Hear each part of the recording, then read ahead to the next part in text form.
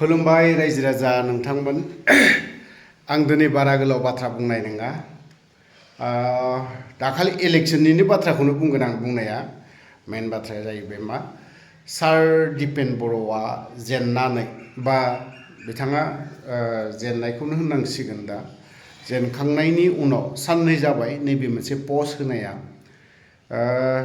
गुसुङैनो लिरदों पइन्टआ गुसुङैनो एसे गोथौयैनो हाबनानै दङ दा आं बुंगोन सार दिपेन बर'आ बावहाय बा दुखु फोरमायनांगौनि बा मानायनि खुनु खोथा फैया सार दिपेनखौ आं लुबैदोंमोन मा काउन्सिलनिफ्राय जागायजेन जानोखौ लुबैदोंमोन आं काउन्सिलाव जुदि एसे स्टार्ट खालामनो हायोब्ला नों सिनस्रिया एसे राहैयो काउन्सिलनिफ्राय डाइरेक्टनो ओरैहाय एमएलएआव थाङोबा बुंनांगौ जेबो गैया नाथायबा दिनैहाय मोननै मोनथामनि भट मोनदों बावहाय एलायन्स दङ एनडिए बिपिएफआ दिनै बेयावहाय दिनैहाय बिजेपिनि माखासे दं अदालगुरि बायदियाव नेपालिया दिनैहाय गोबांनो जों एसेब्लाबो मिथिगौ रिहन दैमारि सारजोंनो दंफ्रामो जेनबाबो रिहन दैमारि सारजोंनो दङ मानो बिनि थानायनि खारनखौबो आं बुंथ'ला दिनै जाय अदालगुरिनि दिपेन बर' सार आंनिख्रुइ साबसिन मोनथिगौ आंबो थादोंमोन अदालगुरि सनाय केम्पआवहाय अब्लानि समाव जों गामि गामि हाबदोंमोन हाबनायाव जों गोबां बाथ्रा मोनथिबोदों बै समावनो नाथाय बे समाव रिहन दैमारि सारमोनाबो पावाराव दङमोनब्लाबो थेवबो माबायदि बिथांमोनखौ सापर्ट खालामदोंमोन फिल्डखौ खालामनानै लाखादों बै समावनो बिनि उनावहाय दा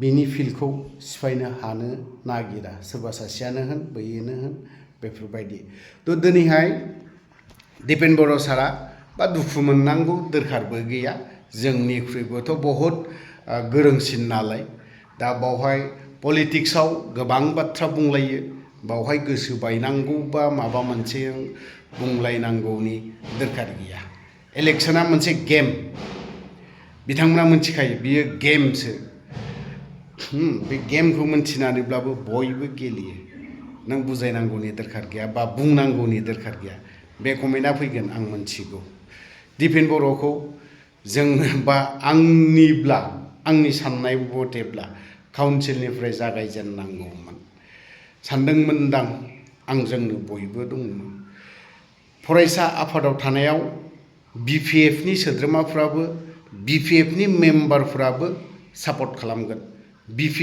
बिपिएफनि फेमिलि न'खरफोर बैसोरबो सापर्ट खालामगोन खारन बिसोरो माहारियारि आफाद बिसोर पलिटिक्सजों खुनु सोमोन्दो गैया बे हिसाबै खारन सापर्ट खालामगोन नों राजखान्थियाव ओंखारनाय लगे लगेनो नोंनि आंगो लोगोआबो गोमायो बेसेबा गोजानाव जायो खारन नोंनि आंगो लोगोआबो दिनै सोरबा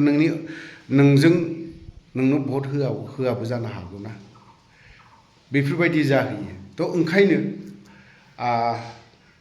खनसेल'सो एमएलए इलेक्शन गेलेनायावनो पस्ट होनांगौ बा माबा मोनसे होलायनांगौ बा बे दरखार गैया दुखु फोरमायनांगौनि दरखार गैया आं पस्टखौ नोंथांमोननो खोन्थागोन नोंथांमोना बे पस्टखौ नायनानै नोंथांमोना कमेन्ट सेक्सनाव फोरमायहरबानो जाबाय थ' गोबाङानो गोबां बाथ्रा बुंदों बिनि सायाव गोबां बाथ्रा फोरमायदों बा आंथ' आरो बे पस्ट होनायखौ माने गोरों गोराफ्रा नायनानै रोङिफोराबो आंनिख्रुइबो गोरोंसिन दङ आरो जुनियरब्लाबो आंनिख्रुइ गोरोंसिन दङ बै बेक्तिफ्रा नायनानै कमेन्ट सेक्सनाव एसे फोरमायहरबानो जाबाय माबोरैहाय बाथ्रा लिरदों आंथ' जा बुजिनांगौ बुजिदों नाथाय आं फोरमायला बा बुंला आरोबाव मोनसे बाथ्राया जाहैबाय दुखुनांथावनासिन गावनि समस्थियावनो सिफआ बारग' चिफ प्रमद बर' साराबो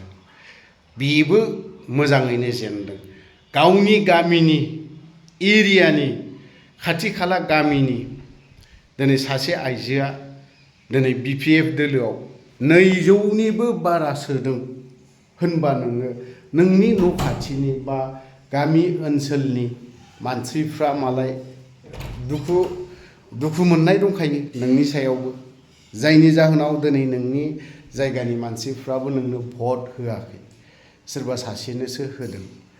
बिस्वजित दैमारिखौ दिनै गोबाङानो गोबां बाथ्रा बुङो, नाथाय आसाम एसेम्ब्लि सिङावहाय बिस्वजित दैमारि सारा जेब्ला स्पिकार जादों 5 बोसोराव गोबां खामानि मावदों होननानै आं बुंगोन।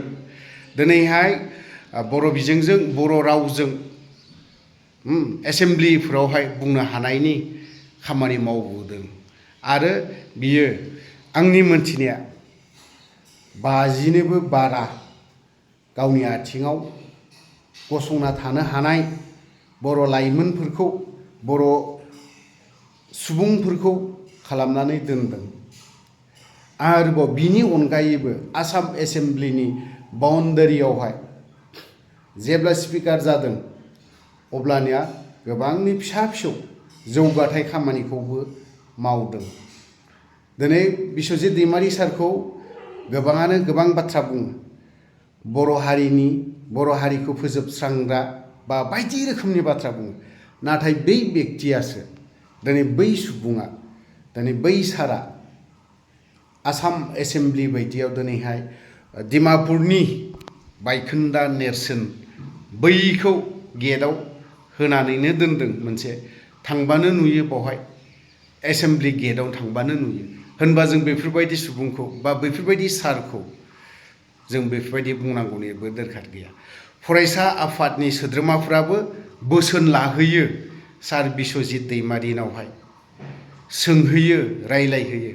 थेवबो फरायसा आफादनि माखासे दैदेनगिरिफ्रा बावहायनो फरायसा आफादा बुंजानो गोनां बायधता जादों बा बुंजादों। बै फरायसा आफादाव थाफानाय दैदेनगिरिफोर बिबान लानानै बै बेक्तिफ्रा सार बिस्वजित दैमारिखौ गोबां बाथ्रा लिरो, मोनथिगौ जोंबो। आंबो बिनि बारा गोजान नङा, आं बिनि न'निफ्राय आंनि न'आ बारा गोजान नङा, आंनि जोनोम जायगाया।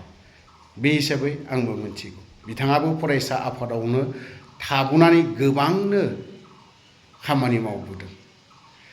दिनैहाय बुंनो थाङोब्ला बिएलटिफोरनि केसफोरखौ फोजोबस्रांनाय, बहा मा खालामनाय, बियो माखासेखौ नङा गोबांखौनो केस गिदिरखौ फोजोबस्रांनानै होदों। होनबा दिनै बिहा लाइना दङ, बे मोनसेनि मोजां लाइन दङ बे सारा। थ' होनबा जों बेफोरबायदि बेक्तिखौ माबायदिहाय जों गाज्रि बाथ्रा बुंनो हागोन? नंगौ, सासे दैदेनगिरि हिसाबै गोरोन्थिया एसे एनै माब्लाबा जागोन, माब्लाबा मोनसे नङा मोननैया जाहैगोन। खामानि मावबाय थायोब्ला, समाजनि खामानि मावबाय थायोब्ला बै बेक्तिनियाबो माखासे गोरोन्थिया जागोन। जोंबो दिनै ससियेल मिडियायाव बाथ्रा बुंफैबाय थायोब्ला बे बाथ्रा बुंफुबाय थानाय गेजेरावनो जोंनियाबो माब्लाबा एखनबा सिलिंलाङो। गोबां ससियेल मिडियायाव बाथ्रा बुंग्राफोरनियानो सिलिंलाङो, बाथ्रा गोरोन्थि जालाङो, जोंनाबो गोरोन्थि जायो। बेफोरखौ जों सुद्रायलायनांगोन। थ' जिखियानो जाला, गोलाव बाथ्रा बुंबाय, बावहाय जुदि माखासे बाथ्रा बुंनाया गोरोन्थि जादोंब्ला गासैबो बर' रायजो राजानाव क्षमा बिखानाय थाबाय। लोगोसेयावनो आं भिडिअखौ दोनथ'नाय जाबाय। जोबथारनायाव आं नैबेखौसो बुंगोन, सार दिपेन बर'आ पस्ट होनायनि सायाव नोंथांमोना मा फोरमायहरनो गोसो एसे फोरमायहरोब्ला गावबा गावनि मतामतखौ मोजां मोनगौमोन। जय बर' हारिनि।